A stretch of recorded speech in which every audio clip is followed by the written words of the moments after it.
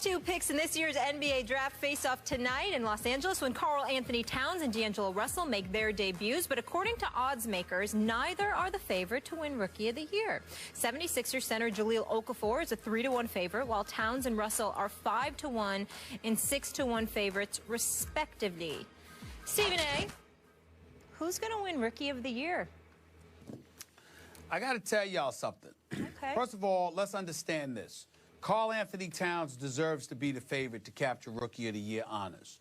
The reason that I say that, Skip Bayless, is because not only is he going to be your starter at the 5, I spoke to Coach Sam Mitchell on my radio show for the Minnesota Timberwolves yesterday as well. And by the way, Skip, let's take a quick moment to pay our respects to the late, great Flip Saunders, definitely. Yes. head coach, president of the Timberwolves, and his passing. A wonderful guy. God we worked bless. with him here at ESPN. Obviously, Coach, God bless him and his family. Let's just say that. Yep. But when you look at Karl Anthony Towns, they've got him starting at the 5.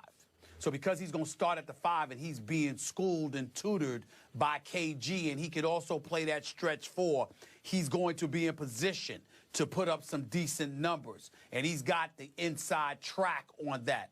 The reason why I don't consider him a lock, however, for Rookie of the Year, Skip, is because he's playing around a bunch of young guys. I'm not sold on Ricky Rubio, even though he's not that young. He's been around long enough. But Zach LaVine is his backup. Shabazz Muhammad at the 3, who loves to shoot. You're looking at Andrew Wiggins, who's going to be at the 2. Not sure about that. Yep. Here's the guys that I keep my eyes on. Stanley Roberts in Detroit, out of Arizona. I like his chances to win Rookie of the Year. And Emmanuel Mudiay for Denver, who went to China and was supposed to be at SMU with Larry Brown. Those are the 2 that I think could knock Karl Anthony Towns off for Rookie of the Year. I'm not putting D'Angelo Russell because he's young, and I'm not putting Jahlil Okafor because he plays for the Sixers, who I think will suffer again this year. No Porzingis in that conversation? He might deserve it. We'll see. Okay. You know how much I love Karl Anthony Towns because I told you before the draft, for months before the draft, that would be my guy. I think he will prove to be a better NBA player than Jahlil Okafor. I could also see Okafor easily winning Rookie of the Year just because he's got an NBA body already. I'm not sure about Karl Anthony's physique yet. I'm not sure about his physicality. And even though we know the Sixers are not going to be very good either, I think that Okafor is going to be a fairly dominating rookie player. And I agree with the odds. I would give him the best shot to win. Now, I'm a big Mudiay guy, too. And I told you I thought the Knicks missed the boat not taking him over Porzingis. Larry Brown said this is his guy, that Larry would think about taking him in the first couple of picks in the draft. So I'm watching closely on Mudiay. But go ahead. I meant Stanley Johnson, not Stanley Roberts. Yeah, I got it. I knew what you're talking about. Stanley Johnson. I used to like Stanley Roberts, too, once upon a time. But, yes. Okay. Once upon a time. All right. My point is, I'm surprised you're giving Okafor no credit here. You're just dismissing him from this conversation. You didn't bring him up. Only because, because I think the Sixers are going to stink. I think that we need to look at Sam Hinkie, the general manager, who openly tanked 1 season and arguably tanked 3. And at some point in time, whether it's Nerlens Noel being drafted while he's hurt, whether it's Joel Embiid being drafted while he's hurt, we have to start looking at the Philadelphia 76ers in the 4th largest market in America and saying, could you win some damn games for the city there? Jahlil Okafor can play. It won't be his fault, but the team is going to suffer. They're not going to be very good. That's why I couldn't consider him. It has nothing to do with him. Okay, and I'm going to remind you of this one more time. Bobby, my new Spur, 7'3" Serbian, is a rookie. He's 27 years old, but he qualifies, I'm pretty sure, as a rookie. Let's not dismiss him from this conversation. A 27-year-old rookie? Yeah. I'm not sure about that. That's like senior citizen status for rookies. I don't like giving them that. Well, I don't like putting them in I'm pretty sure he qualifies. I know, but you better watch it. I'm looking for props and flashes, just like crazy in football. Kareem Abdul-Jabbar. Come on now. Des Bryant will take part in practice Wednesday for the first time since suffering a foot injury in Week 1, a source told ESPN Cowboys reporter Todd Archer. Bryant is likely to be limited in his first work with teammates in more than 6 weeks, but his participation is a positive sign toward playing Sunday against the Seattle Seahawks.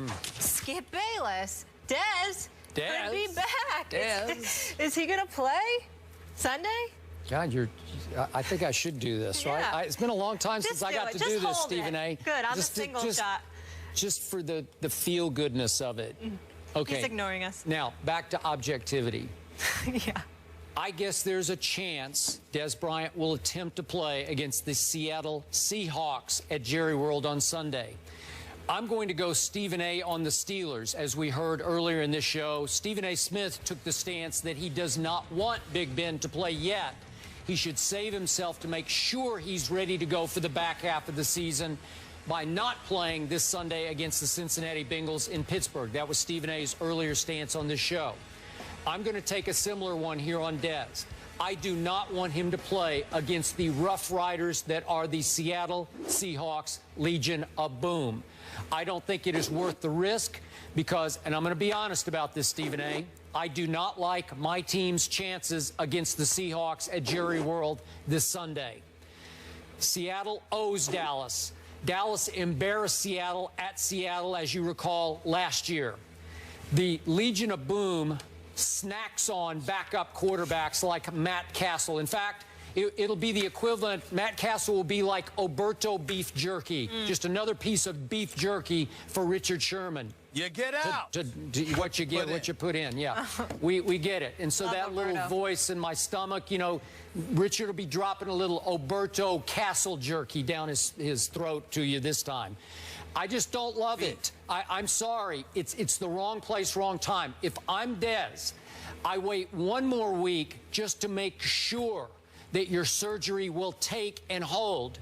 And let's go ahead and let it all fly against the Eagles the following week at Jerry World. I'm okay with that. I just don't like our chances this week against the Seahawks at home, where the Cowboys notoriously don't play very well anyway. Your thoughts, Mr. Smith?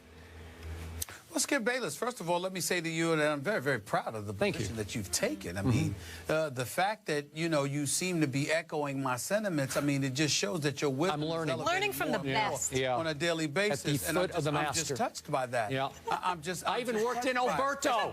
How good was that? Hey, listen, man. Hey, listen, man. I was just talking to somebody yesterday, you know, and they were talking to me about how if you go on Siri and you say Stephen A. Smith, it sounds like it's saying Stephen Naismith. So I love it. I love it. I give you credit for all of that because that's my favorite nickname of all. You did. You invented the sport of basketball, Stephen Naismith. Yes. Not just when it comes to basketball, evidently, you listen on other things as well. Because Des doesn't need to rush back. Why rush back for this?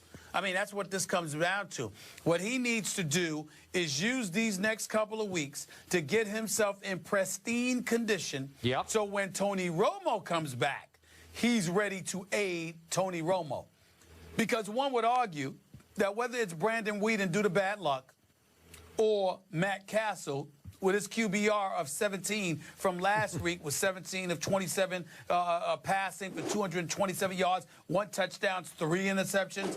You know, there's but so much that Des Bryant is going to be able to do if you got quarterbacks that tap dance excessively when pressure is applied in the pocket, when can't see over the line of scrimmage for whatever reason, or want to throw wants to throw a football that has more air under it, that is almost like floating in a balloon, for crying out loud, which is one of the passes, one of the interceptions that Matt Castle threw. Yep. So when you look at it from that perspective, I totally agree with you. I think it's entirely wise for Des Bryant to wait. I think it's entirely wise for Des Bryant not to rush back.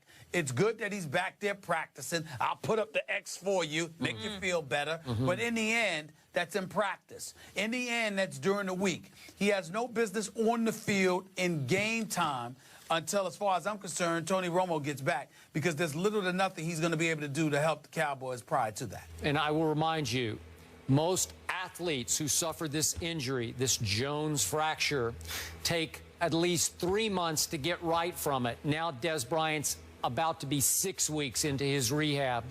I don't know. I don't love it. I'm sorry. Yeah, don't rush it. At least take a 2 full months off, which means an additional 2 to 3 weeks from now, before. I know it's hard because you're a Cowboy, and obviously they've lost 4 straight, and then you're looking at the possibility of them losing 6 to 7 straight. I know. Make it 8, make it 9. Who cares? I get it, but I just think that, you know what? He should hold out for at least a couple of more weeks before he even considers getting back on the field. Listen, maybe it's going to uplift the team in practice today.